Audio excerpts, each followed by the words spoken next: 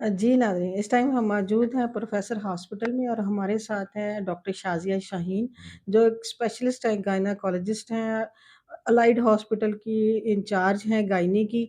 और आइए इनसे बातचीत करेंगे, उसमें इनसे हम पूछेंगे जो पाकिस्तान में हमारी ख़वातीन जो हैं, जो माँ बनने वाली होती हैं, अक्सर ख़वातीन में खून की कमी होती है, लोअर मिडल क्लास से ख़वातीन जो ताल्लुक़ रखती हैं।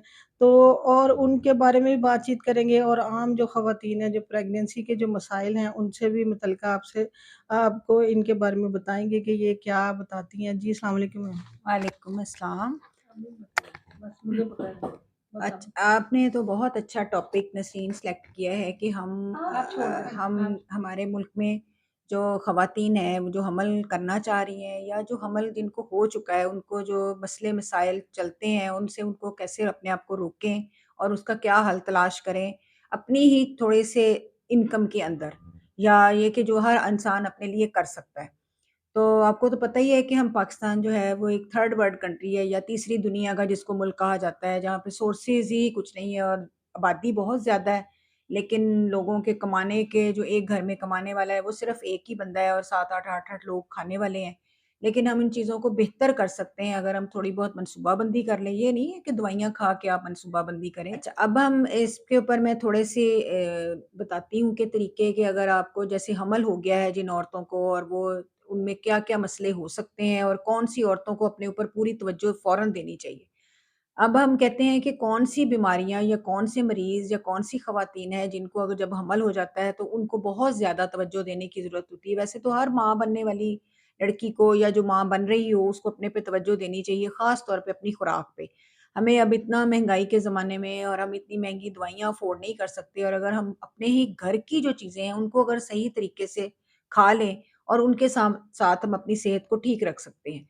जैसे फ़र्ज़ करें पहले ही 3 महीने चल रहे हैं और आपको पता चल गया है कि मुझे प्रेगनेंसी है, हमें प्रेगनेंसी हो गई है, तो उसमें थोड़ा बहुत मतली आने के मसले हो जाते हैं कि मतली बहुत बार-बार आती है, सुबह उठते ही चक्कर आने शुरू हो जाते हैं और उसका बाज़ लोगों को स्मेल बहुत आनी शुरू हो जाती है, बाज़ लोगों को हल्का-हल्का पानी सा भी पड़ता है, तो वो इस चीज़ों को लेके बहुत परेशान होती है, ना वो अपने ख़ामंद से पूरी तरह बात बता रही होती है, ना अपनी सास को या इन चीज़ों को बता नहीं पाती क्योंकि उनके सोर्सेज़ भी नहीं होते कि हम फ़ौरन-फ़ौरन हॉस्पिटल्स में चले जाएँ। तो उनके लिए सबसे पहले तो ये है कि वो इन चीज़ों से घबराएँ ना क्योंकि नॉर्मल ही प्रेगनेंसी को एक किस्म का नॉर्मल ही लिया जाता है और आपने उसके दौरान सिर्फ़ ये थोड़ी 2-3 चीज़ों को कि जैसे आप कोई खट्टी चीज़ खा लें या जो जैसे कोई नींबू की शिकंजवी टाइप सी गर्मियों के अंदर इस तरह की चीज़ ले सकती हैं और थोड़ा-थोड़ा जो चीज़ आपको अच्छी लगे उसको लें। दूध भी ले सकती हैं लेकिन बाज़ लोगों को दूध से उल्टी आ जाती है तो दूध के साथ चाय वग़ैरह से ज़रा परहेज़ करें। लेकिन जो सेहतमंद ग़िज़ा है जिसमें ज़्यादातर है कि आप जूसेस वग़ैरह जो ख़ालिस अगर जूस निकलवा बाज़ार का डिब्बे वाला नहीं ले सकते, तो घर में कोई भी फल हो, चाहे वो खरबूज़ा ही क्यों ना हो, केला, खरबूज़ा तो ये ज़रूर खा सकती हैं, एप्पल भी खा सकती हैं, सेब वग़ैरह। लेकिन अगर अफ़ोर्ड नहीं कर पा रहे, तो आपने अपनी जो रोटी है उसके अंदर ही उस हल तलाश करें कि हमने इसको किस चीज़ के साथ देना है, चाहे वो आलू की सब्ज़ी बनाई हो चाहे आपने कोई भी सब्ज़ी किसी भी शक्ल की बनी हो, गोश्त से भी परहेज़ होता था क्योंकि गोश्त खाने से बाज़ लोगों को उल्टी आ जाती है। तो छोटे-छोटे टोटके कर के ही आप अपना पहले 3 महीने गुज़ार सकती हैं। लेकिन इसमें सबसे अच्छी बात ये है कि हमल ही जिस खातून को हमल होता है, उसको चाहिए कि उसकी पहले से ही सेहत अच्छी हो, तो वो हमल अच्छा हो जाएगा। लेकिन दूसरा कि फ़ौरन आपने ना हॉस्पिटल में एक जगह बुकिंग ज़रूर करा लेनी है। बुकिंग का मतलब क्या है कि आपको पता चल गया कि हमल हो गया है। तो आपने डेढ़ महीना गुज़ार लिया है, 2 महीने गुज़ार लिए, तो आप जाके किसी भी अच्छे डॉक्टर के पास पहली दफ़ा एक अच्छे डॉक्टर के पास जाके, चाहे वो सरकारी हॉस्पिटल में हो, चाहे प्राइवेट में हो, लेकिन सरकारी हॉस्पिटल का ये आपको फ़ायदा होगा कि आपके सारे टेस्ट वग़ैरह जो हैं वो फ्री हो जाएँगे और आपका चेकअप भी फ्री हो जाएगा। वहाँ पे आपने वहाँ से एक एडवाइस ज़रूर ले लेनी है कि मैंने इसको आगे चलाना कैसे है। डॉक्टर साहब आजकल जब भी किसी फीमेल लेडी डॉक्टर के पास जाते हैं तो वो फ़ौरन ही अल्ट्रासाउंड का कह देते हैं। अगर कुछ भी मसला हो तो वो कहते हैं जी अल्ट्रासाउंड कराएँ। तो अंदर बच्चे के लिए अल्ट्रासाउंड कितना सेफ है और कितना खतरनाक है? उसके बारे में थोड़ा-सा बताइए। ठीक है।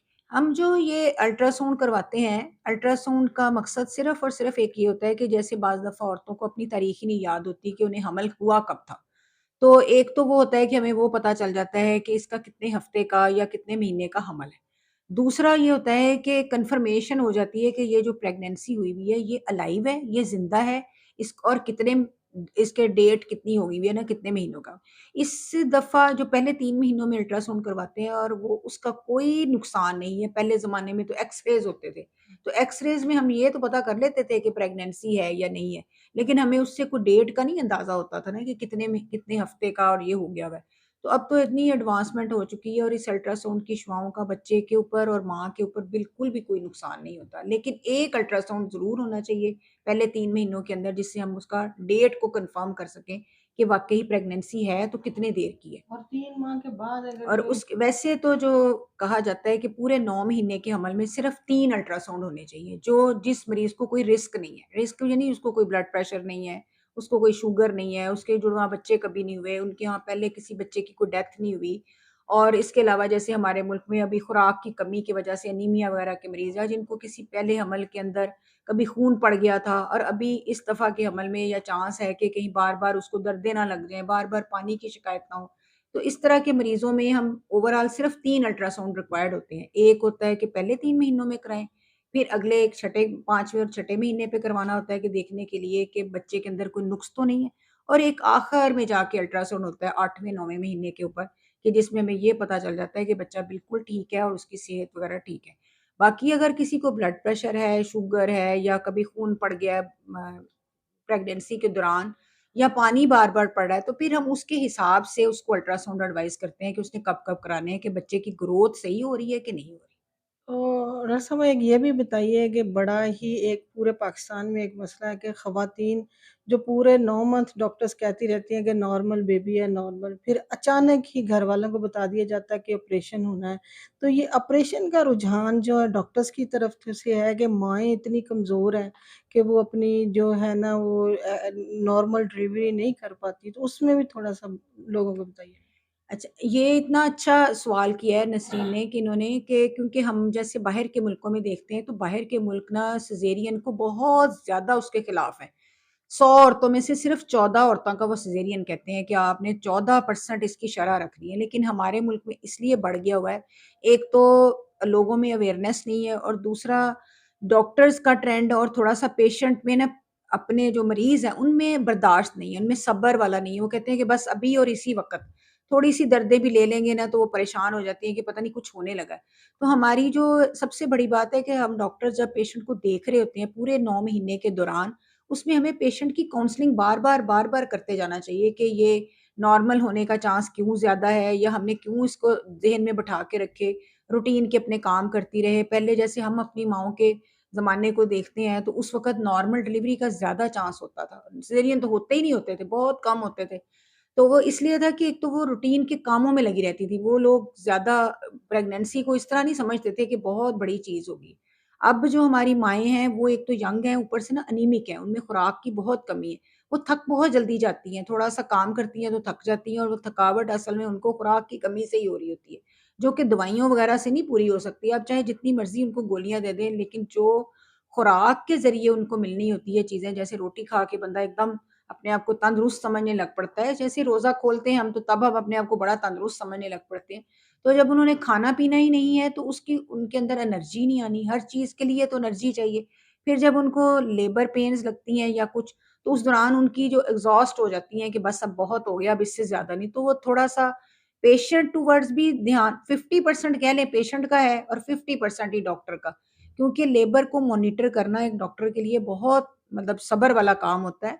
और अगर पेशेंट भी सब्र ना करे और डॉक्टर भी, तो फिर सिज़ेरियन के ऊपर एंड अप हो जाता है। ज़्यादातर अब मैंने देखा है कि बेटियाँ अपनी डिलीवरी माँ के पास करवाने जाती हैं। माएँ ना ससुराल की वजह से परेशान हो जाती हैं ना कि हमारी इज़्ज़त में बंधन है, हमने इसको जल्दी से डिलीवर करें, सिज़ेरियन करें। ये बात है असल में कि सब्र भी थोड़ा हो गया है। हाँ। अदरवाइज़ सेहत के ऊपर या उसमें ऐसी कोई वजह नहीं है। बाकी रह गई बीमारियाँ, उनमें सिज़ेरियन करने का चांस होता है कि ब्लड प्रेशर वाले मरीज़ का हम सिज़ेरियन से ही बच्चा पैदा करेंगे, शुगर वाले मरीज़ का भी सिज़ेरियन से ही बच्चा पैदा होगा।